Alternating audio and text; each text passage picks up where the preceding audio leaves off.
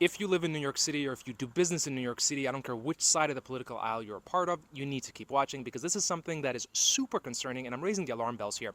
If you're not aware, as of May 2024, New York City actually hit a low point in overall multifamily project permits filed as of the last 10 years. This is super concerning because guess what happens when there's not enough multifamily projects going around? There's not enough apartments for people to live in. Now, what's to explain for this? I mean, there's a lot of different factors here. Obviously, everything is happening in tandem. You can say high interest rates, high inflation.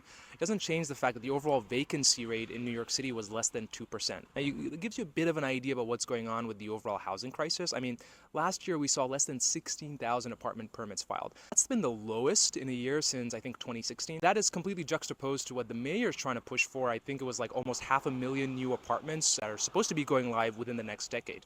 Now look, we're not here to point any fingers. You can say inflation, you can say interest rate, you can say all that fun stuff. But really, I think one of the big factors that we're seeing a lot of development slow down is because incentives for developers have been repealed.